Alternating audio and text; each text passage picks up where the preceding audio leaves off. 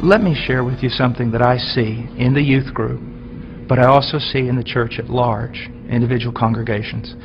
Because we have dumbed down the gospel, because we're not preaching the true gospel, and we are using carnal means to attract people. If you use carnal means to attract men, you're going to attract carnal men.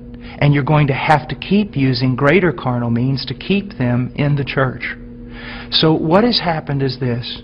We have these large churches filled with many unconverted carnal people. But in those churches, we also have this small group of people that honestly want Christ. And they honestly want His Word. And they honestly want to be transformed. They don't need anything else. All they need is true worship of the true God and Scripture being preached to them and lived out before them. That's what they want. Now I want to tell you the great sin of the American pastor. And this has got me in a lot of trouble, but it's true. This small group of converted people in that local church, all they want is Jesus.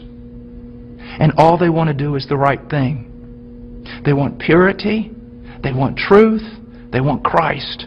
But the pastor, in order to keep this larger group of unconverted people, he caters to them. So while he is feeding these carnal men and women with carnal things, he is letting the sheep of God starve to death, and he is going to stand before God one day in judgment. Listen, brother, if my wife was going grocery shopping, and when she was going out to her car, some men assailed her, attacked her brutally, and you walked by, and you did not want to get involved because you didn't want to cause trouble, you didn't want to put yourself in harm's way, you just wanted everything to go smooth. After all that was done, I would look for those men to deal with them. But I want you to know this, I'd look for you too. Because you had a chance to stand for my wife, my bride. And out of self-preservation or wrong ideas, you did not do it. You're just as much responsible as those men who attacked her. And that's what's happening all throughout America with pastors. It's the bride of Christ. There are sheep in all these churches, many of them, even churches that seem somewhat heretical in places. You'll usually find a group of people who truly want Christ, but the leadership is catering to the carnal and letting the bride of Christ starve to death, impoverished. And that is wrong.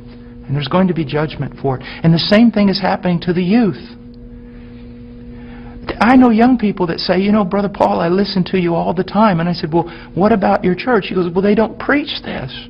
It's not what the other young people want. And so they give them what they want. I'm starving to death.